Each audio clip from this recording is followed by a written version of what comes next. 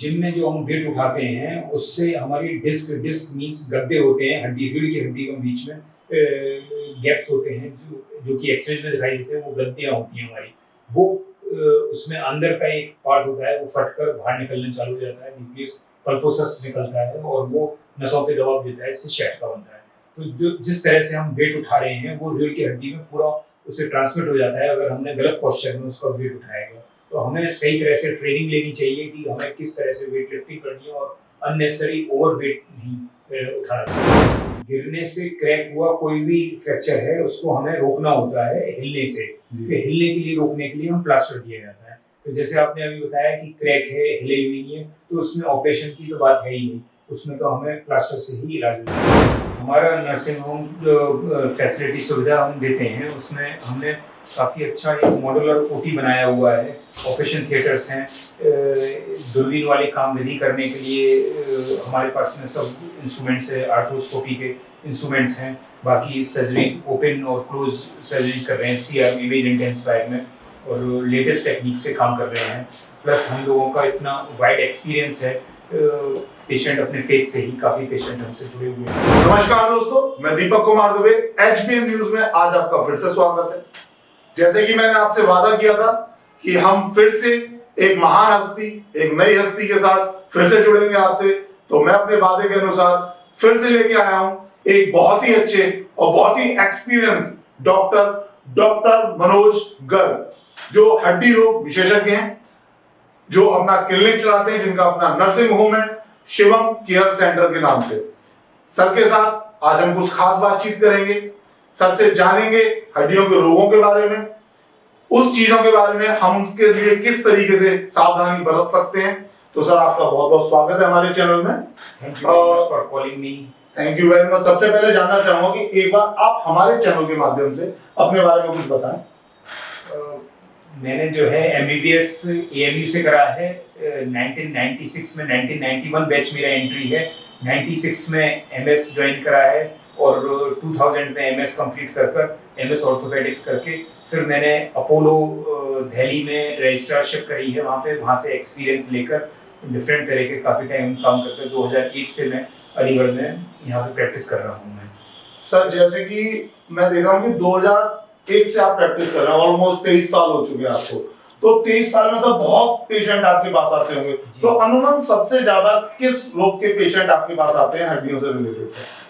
हमारे पास तीन तरह की तकलीफों के पेशेंट्स ज्यादा आते हैं, जैसे कि एक रीढ़ की हड्डी के दर्द का, घुटने के दर्द का और दूसरा गठिया वाई का पेशेंट्स, ये ज्यादा आते हैं। सर देखिए, वैसे तो नॉर्मली अलीगढ़ के अंदर हॉस्पिटल बहुत सारे हैं और हड्डी रोग विशेषज्ञ भी बहुत सारे हैं, तो पेशेंट आपके पास जाता है तो आप अपने नर्सिंग होम के अंदर क्या एक्स्ट्रा फैसिलिटीज देते हैं सर? हमारा नर्सिंग होम जो फैसिलिटी सुविधा हम देते हैं उसमें हमने काफ़ी अच्छा एक मॉड्यूलर ओटी बनाया हुआ है, ऑपरेशन थिएटर्स हैं, दूरबीन वाले काम विधि करने के लिए हमारे पास में सब इंस्ट्रूमेंट्स है, आर्थ्रोस्कोपी के इंस्ट्रूमेंट्स हैं, बाकी सर्जरीज ओपन और क्लोज सर्जरीज कर रहे हैं सीआर इमेज इंटेंसिफायर में और लेटेस्ट टेक्निक से काम कर रहे हैं। प्लस हम लोगों का इतना वाइड एक्सपीरियंस है, पेशेंट अपने फेथ से ही काफ़ी पेशेंट हमसे जुड़े हुए हैं और वो एक चेन बोल्डिंग एक के बाद एक हमारे से आते हैं, करते आ रहे हैं। सर नॉर्मली आज के दौर में मैं देख रहा हूँ कि लोगों का खान पीन बहुत अजीबोगरीब हो गया है, जिससे क्या होता है उनका वेट बहुत ज्यादा गेन हो जाता है। अगर मैं कम उम्र में बात करूँ तो आजकल के बच्चों का वेट बहुत जल्दी गेन हो जाता है। उससे क्या होता है कि उनके पैरों की जो हड्डियां होती हैं घुटने से नीचे, तो उनमें कुछ टेढ़ापन आ जाता है, तो उसका क्या सॉल्यूशन है और उस बीमारी का इलाज क्या है? जैसे कि आपने बताया कि वजन की वजह से पैर में तिरछापन आ रहा है, तो आप बिल्कुल सही कह रहे हैं कि ओवरवेट जो होता है ये हमारा सबसे ज्यादा बीमारी का जड़ है और इसकी वजह भी आपने बताई कि खुद खान पान। तो हमारी अगर जीवन शैली, हमारा रहन सहन, हमारा खान पान अगर सब चीज सही होगा तो यही प्रिवेंशन है। और उससे ज्यादा जो हम ज्यादा उखड़ू बैठते हैं, जमीन पे बैठते हैं, पालती मारकर बैठते हैं या उखड़ू बैठ कर, जैसे स्पेशली लेडीज हैं घर में झाड़ू पोंछा जो उखड़ू बैठ कर लगाती हैं, जो घुटने के बल लगाती हैं, तो उनके में परेशानियां, घुटना टेढ़े होने की समस्या सबसे ज्यादा है। तो इसके बचाव के लिए हमें शुरुआत वहीं से ही करनी होगी कि खाना पाना हमारा सही होना चाहिए, हमारा वेट संतुलित रहना चाहिए हमें, और हमारा दिनचर्या जिस तरह से हम उठ रहे हैं बैठ रहे हैं, घुटने पे ओवरलोडिंग नहीं करनी चाहिए हमें। अगर किसी के हो जाता है तो उसका फिर इलाज जल्द से जल्द हमें फिर घुटने में आपको विशेषज्ञ के पास जाकर उसका इलाज लेना पड़ता है। तो सर उसका इलाज सर्जरी है या दवाइयों से के थ्रू भी वो सही हो सकता है?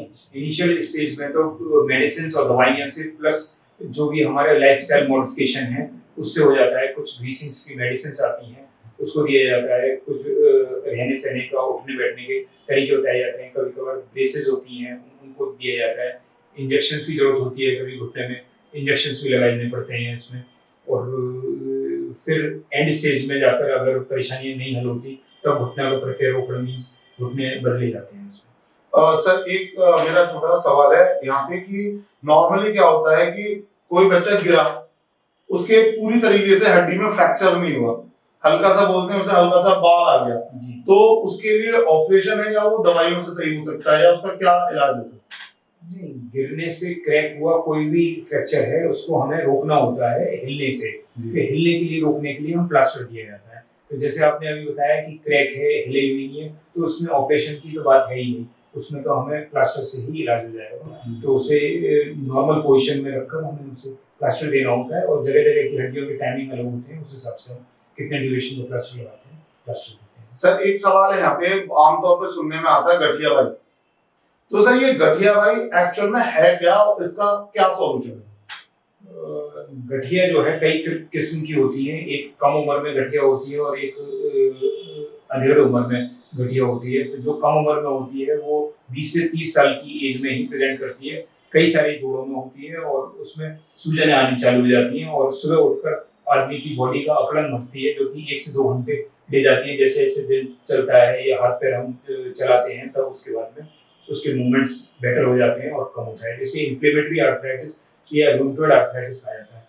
इसके लिए डिफरेंट तरह के खून की जांचें होती हैं, कई प्रकार की जांचें हैं, खून की जांचों से हम कंफर्म करते हैं और फिर डिजीज मॉडिफाइंग एजेंट्स होते हैं जो कि हमारी गठिया को रोकथाम करते हैं, आगे ना बढ़े और हमारे जोड़ों को डिफॉर्म ना करे, हमारी तिरछापन ना लाए, उसके लिए दवाई चलाई जाती है। दूसरी गठिया अधेड़ उम्र की होती है जिसमें कि हड्डियों का घिसावट होती है, डिजेनरेटिव आर्थराइटिस हम कहते हैं। वो ओवर यूज या वेट हमारा ज़्यादा है या हमारा गलत तरीके से उठने बैठने के तरीके से उसकी वजह से ऑस्टियोआर्थराइटिस होती है। उसकी मेडिसिन अलग तरह की हैं, तो पहले आप विशेषज्ञ पे जाकर समझना पड़ता है कि वो कौन सी गठिया में है और उसका उसकी तरीके से। सर नॉर्मली देखा जाता है हड्डियों में कैल्शियम और विटामिन डी की कमी होने से क्या परिवर्तन आते हैं और उसका क्या इलाज है? कैल्शियम व विटामिन डी की कमी काफ़ी आमतौर पे है। विटामिन डी की कमी का कारण ये है कि हम धूप का सेवन नहीं करते, हम लोग धूप से बचते हैं। तो वो बच्चों से लेकर छोटे बच्चों से लेकर बड़ों तक में विटामिन डी होता है और विटामिन डी हमारा मेनली धूप से ही, सनलाइट से जब स्किन पे पड़ती है तब बनता है। इसकी विटामिन डी की कमी की वजह से जो छोटे बच्चों में होती है उसकी कमी को कहते हैं रिकेट्स बोलते हैं और बड़ों में ऑस्टियोमलेशिया हो जाता है। हड्डियां कमजोर हो जाती हैं, हड्डियां दर्द करने लग जाती हैं। छोटे बच्चों में पैर की हड्डियां स्पेशली कर्व कर जाती हैं, बो लेग बोलते हैं कि घुटने बाहर की तरफ घूम जाते हैं और पैर में तिरछापन आ जाता है, उसकी चाल में चेंजेस हो जाते हैं आ जाते हैं। बड़ों में हड्डियां जगह जगह की दर्द करने लग जाती हैं, कमर की दर्द की, घुटने की दर्द की, जगह जगह की हड्डियां कमजोर हो जाती हैं और वो पेन करने लग जाती हैं। तो हमें ऊपर से सप्लीमेंट इसके इलाज के लिए अलग से विटामिन डी का सप्लीमेंट्स लेने पड़ते हैं। 60,000 के सेचेट्स आते हैं, वीकली हमें लिया जाता है अराउंड 3 मंथ्स। बाकी ब्लड टेस्ट से विटामिन डी की मात्रा को कंफर्म कराया जाता है, कितना ड्यूरेशन हमें ट्रीटमेंट देना है उससे कंफर्म कराया जाता है उससे और इलाज कराया जाता है। सब नॉर्मली अभी देखा जाता है जो युवा हैं उनके अंदर ये जॉइंट का कूल्हे की प्रॉब्लम आज की डेट में बहुत ज्यादा हो रही है, तो ये क्यों हो रही है और इसकी क्या रोकथाम है सर?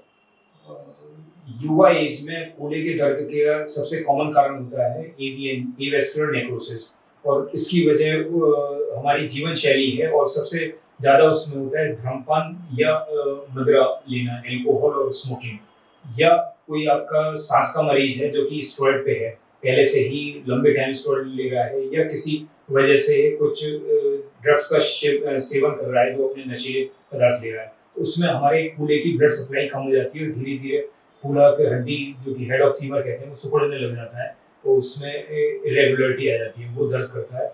और इसके इलाज में सबसे पहला बचाव है और फिर जीवन शैली हमारा सही करना है, और एंड में इसमें ऑपरेशन तक करने पड़ते हैं जिसमें कि जोड़ पत्ते रोकना है। और इसमें ऑपरेशंस में हम लोगों ने काफ़ी विशेषता अपनाई हुई है। हम बहुत सफल और अच्छा ऑपरेशन कर अपने जोड़ का पूले के जोड़ का अच्छा ऑपरेशन कर रहे हैं लेटेस्ट तकनीक से। सर नॉर्मली मैंने बहुत जगह देखा है कि जब जो लोग हैवी वर्कआउट करते हैं, वेट लिफ्टिंग करते हैं, तो उनकी बैकबोन में अक्सर प्रॉब्लम आ जाती है और कभी कभी ऐसा लगता है कि वो ना उठ पाते ना बैठ पाते, काफी टाइम तक वो बेड रेस्ट पे चले जाते हैं। तो उसको किस तरीके से सही कर सकते हैं और किस सावधानियों के अंतर्गत हम उसको सही तरीके से अपना इलाज कर सकते हैं? जिम में जो हम वेट उठाते हैं उससे हमारी डिस्क मींस गद्दे होते हैं रीढ़ की हड्डी के बीच में गैप्स होते हैं जो कि एक्सरेज में दिखाई देते हैं, वो गद्दियां होती हैं हमारी। वो उसमें अंदर का एक पार्ट होता है वो फटकर बाहर निकलने चालू हो जाता है, न्यूक्लियस पल्पोसस निकलता है और वो नसों पे दबाव देता है, इससे शैट का बनता है। तो जो जिस तरह से हम वेट उठा रहे हैं वो रीढ़ की हड्डी में पूरा उसे ट्रांसमिट हो जाता है। अगर हमने गलत पोस्चर में उसका वेट उठाया गया तो हमें सही तरह से ट्रेनिंग लेनी चाहिए कि हमें किस तरह से वेट लिफ्टिंग करनी है और अननेसेसरी ओवर वेट नहीं उठाना चाहिए उसको। तो इसके बचाव में फिर वही है कि आपको वेट को सावधानी से उठाना है और आगे झुककर ना उठाकर घुटने के बल बैठकर सीधे सीधे डायरेक्ट उठाना है। और ये जो अपनी बॉडी को धीरे धीरे वार्म अप कराया जाता है, उसके बाद में ये वेट लिफ्टिंग और ये सब चीज़ करी जाती है। एक साथ एकदम अग्रेसिव चेंजेस नहीं करने होते हैं जिससे कि ये डिस्क परेशानियाँ। सर एक सवाल है यहाँ पे कि अभी जैसे पहले तो नट बोल्ट से या प्लेट्स के थ्रू सर्जरी चलती थी, दूरबीन के द्वारा नई तकनीक आ चुकी है, तो अब और क्या नई तकनीक आ रही है ऑपरेशन के लिए, हड्डियों की सर्जरी के लिए, और आप क्या लेके आ रहे हैं अपने नर्सों में नया सब? दूरबीन की विधि है जो कि वेल एक्सेप्टेड है, दूरबीन से करे जाते हैं, जिसमें कि रॉड भी जो होती हैं वो दूरबीन विधि छोटे से चीरे के थ्रू डाली जाती हैं, रॉड डाली जाती हैं उसके अंदर और फिर बोल्टों से कस दी जाती हैं। वो छोटे छोटे चीरे बस एक पॉइंट के मतलब 1 सेंटीमीटर के चीरे लगाए जाते हैं और उसमें मरीज जल्दी से जल्दी मोबिलिटी मूवमेंट्स, घुटने के मूवमेंट्स, हिप के मूवमेंट्स, एक्सरसाइजेस चालू हो जाती हैं। वॉकर से जल्दी चालू होने आता है तो बैक टू नॉर्मल अपनी पोजीशन पे आ जाता है। तो इसमें बहुत सारी चीज़ें मैटर करती हैं एक्सपीरियंस का। तो जितना आप एक्सपीरियंस सर्जन्स होते हैं उसका रिजल्ट्स काफ़ी बेटर होते हैं और आप उसको समझते हैं कि कहीं हम कोई फेलियर में न जाएं, कहीं हमारा रिडक्शन जो हड्डी का रिडक्शन है वो सही अच्छा आ जाए और हमारा कोई पेशेंट जो है वो इम्प्लांट फेलियर ना हो, हमारा जो है सफल ऑपरेशन है। तो दोस्तों ये थे हमारे साथ डॉक्टर मनोज गर्ग, हड्डी रोग विशेषज्ञ। सर की कॉन्टैक्ट डिटेल्स हमारे चैनल पे अवेलेबल रहेगी, सर की लोकेशन हमारे चैनल पे अवेलेबल रहेगी। हड्डियों से रिलेटेड किसी भी बीमारी के लिए आप सर को कॉल कर सकते हैं, सर के साथ डिस्कस कर सकते हैं या सर के साथ पास विजिट कर सकते हैं। मैं दीपक कुमार दुबे, HBN न्यूज, बने रहिए मेरे साथ। फिर मुलाकात होगी एक नई हस्ती के साथ। धन्यवाद।